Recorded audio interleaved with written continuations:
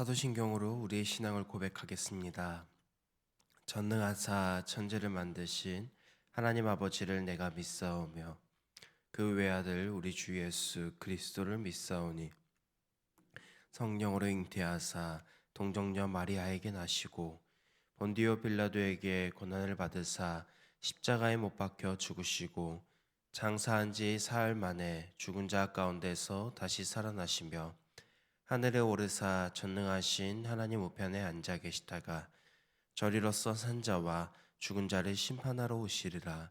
성령을 믿사오며 거룩한 공예와 성도가 서로 교통하는 것과 죄를 사하여 주시는 것과 몸이 다시 사는 것과 영원히 사는 것을 믿사옵나이다. 아멘. 우리 찬송가 384장 같이 찬송하시겠습니다. 찬송가 384장입니다.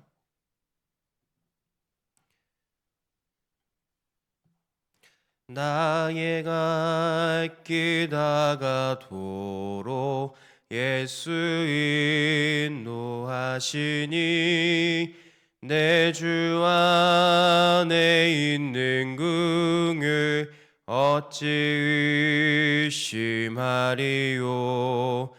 믿음으로 사는 자는 하늘 위로 받겠네. 무슨 일을 만나든지 만사 형통하리라. 무슨 일을 만나든지 만사 형통하리라. 나의 갈 길 다가도록 예수 인도하시니 어려운 일 당한 때도 족한 은혜 주시네. 나는 심히 고단하고 영혼 매우 가라나 나의 앞에 반석에서 샘물 나게 하시네. 나의 앞에 반석에서 샘물 나게 하시네. 나의 갈 길 다가도록 예수 인도하시니 그의 사랑 어찌 큰지 말로 알 수 없도다. 성령 감화 받은 영혼 하늘 날아갈 때에 영영 부르 나의 찬송 예수 인도하셨네. 영영 부르 나의 찬송 예수 인도하셨네.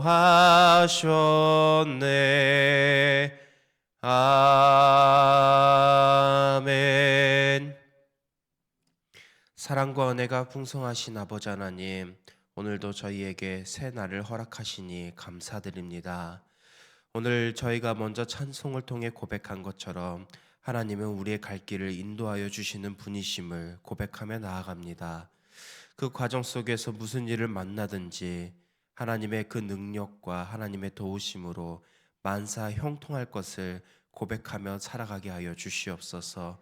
그 길이 우리의 기대와 다르고 우리에게 힘든 길이라고 할지라도 그 길은 완전한 길이고 하나님이 보시기에 선한 길임을 기억하며 살아가게 하여 주시옵소서. 또한 그 삶의 과정 속에서 예수님이 우리의 삶을 인도하신다는 사실을 찬양하고 감사하며 기억하며 살아가게 하여 주시옵소서. 오늘 이 새벽 특별히 하나님께 예물 드리는 가정이 있습니다. 모든 삶의 길에 하나님께서 동행하여 주시옵시고 간섭하여 주시고 도우시는 주님께 감사하는 이 마음을, 주님께 사랑한다고 고백하는 이 마음을 하나님께서 기쁘게 받아주시옵시고 이 가정 가운데에 은혜 위에 은혜를 더하여 주시옵소서. 거룩하신 예수님의 이름으로 기도합니다. 아멘.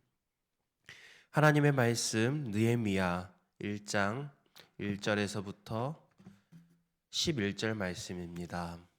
하나님의 말씀 느헤미야 1장 1절에서부터 11절 말씀입니다. 구약 성경 727면에 있습니다. 우리 한 절씩 교독하겠습니다. 하가랴의 아들 느헤미야의 말이라.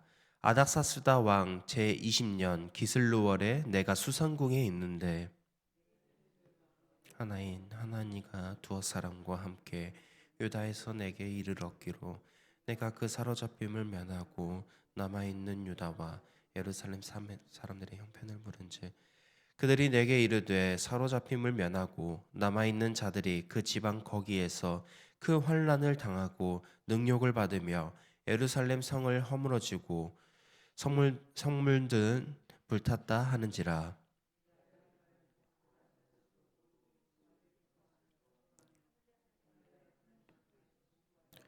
이르되 하늘의 하나님 여호와 크고 두려우신 하나님이여 주를 사랑하고 주의 계명을 지키는 자에게 언약을 지키시며 긍휼을 베푸시는 주여 간구하나이다.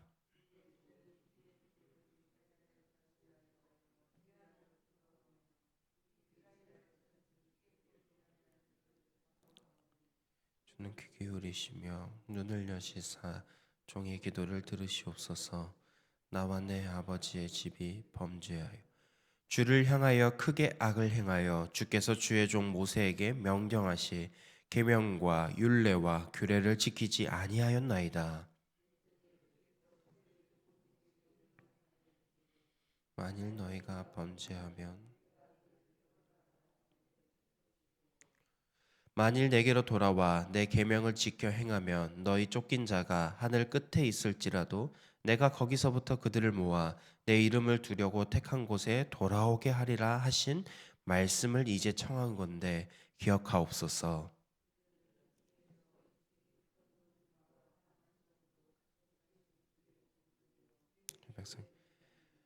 함께 읽겠습니다. 주여 구하오니 귀를 기울이사 종의 기도와 주의 이름을 경외하기를 기뻐하는 종들의 기도를 들으시고 오늘 종이 형통하여 이 사람들 앞에서 은혜를 입게 하옵소서 하였나니 그때에 내가 왕의 술 관원이 되었느니라. 아멘. 느헤미야는 예루살렘이 무너졌다는 소식을 듣자 곧바로 하나님께 나아가 금식하며 눈물로 기도했습니다. 그는 그러한 상황에서 자신의 감정이나 능력으로 문제를 해결하려고 하지 않았고 먼저 하나님께 나아가 무릎을 꿇었습니다. 그리고 그 시작에서 하나님을 이렇게 고백합니다. 크시고 두려우신 하나님이여 라고 고백합니다. 느헤미야의 이러한 믿음의 고백 속에서는 하나님이 모든 것을 다스리는 능력이 있으신 분이시며 두려우신 하나님은 거룩하시고 죄를 미워하시며 심판하시는 분이라는 사실을 알고 그런 것을 고백한 것입니다. 느헤미야는 이 믿음을 바탕으로 하나님께 기도했습니다.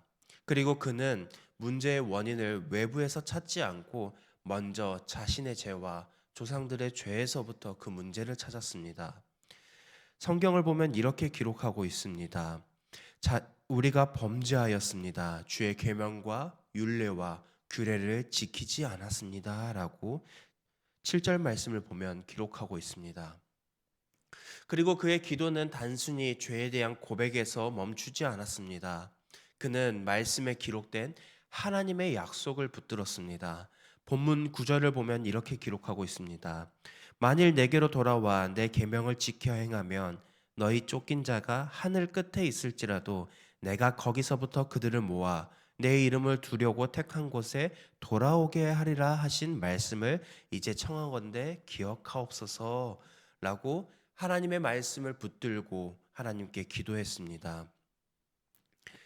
그는 이제 하나님께서 내리신 징계는 정당한 것인 거지만 진심으로 회개하고 하나님께 돌아오는 사람을 다시 받아주시고 회복시켜 주신다라는 자비로운 마음 또한 느헤미야는 알고 믿고 있었습니다. 그러면서 마지막으로 이렇게 기도합니다. 오늘 종이 형통하게 하여 이 사람들 앞에서 은혜를 입게 하옵소서. 느헤미야는 단지 기도만 하는 사람이 아니었습니다. 그는 그 기도에 응답하실 하나님을 믿었고 자신이 그 응답의 도구로 쓰임 받기를 준비하고 결단했었던 사람이었습니다. 그리고 그때의 본문 마지막 절은 이렇게 말합니다. 그때에 내가 왕의 술 간원이 되었느니라. 이 말은 단순한 직업 설명이 아니라 하나님께서 그를 어떻게 준비시켰는지를 보여주는 말씀입니다.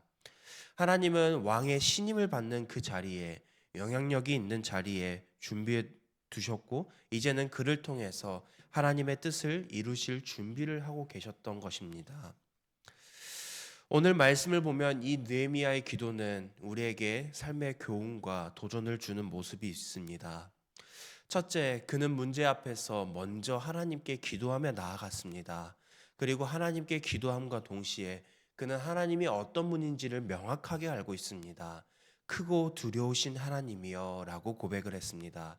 하나님은 우리의 삶의 모든 문제를 해결하실 수 있는 분이시며 동시에 죄를 미워하시고 그 죄에 대해서 벌을 내리시는 하나님이십니다. 그 믿음을 갖고 하나님께 먼저 하나님을 알고 기도하며 나아갔습니다. 두 번째, 그는 말씀을 붙들고 하나님께 기도했습니다. 그는 어려운 상황 속에서 자신의 살고 있었던 예루살렘이 무너졌다는 그 소식 안에서 단지 슬픔을 토해내는 것이 아니라 하나님이 이미 주신 약속을 근거로 간구했습니다. 그가 먼저 이스라엘 백성들과 그들의 조상이 잘못했던 것을 하나님께 간구하고 우리의 자신의 잘못을 회개하며 하나님께서 돌이키는 자에게 회복하실 것이라는 그 약속을 기억하며 간구했습니다. 우리의 삶에서도 하나님을 향한 그 어려운 상황 속에서 기도가 변하지 않으려면 우리의 감정이나 우리의 생각에 기준하는 것이 아니라 하나님의 말씀에 근거하여서 기도하시길 바랍니다. 우리의 기도가 흔들리지 않으려면 말씀에 있어야 합니다. 말씀을 붙드는 기도는 그 상황을 뛰어넘는 소망이 있음을 기억하시길 바랍니다. 그리고 세 번째, 그는 기도하면서 하나님을 도구로 자신을 준비하는 사람이기도 했습니다. 그는 기도함과 동시에 자신을 왕 앞에 나아갈 준비를 했고 하나님은 그를 전략적인 자리에 두셔서 그를 통해서 일하셨습니다. 기도하는 사람은 하나님의 뜻을 이루는 그리고 실행하는 사람으로 세워집니다.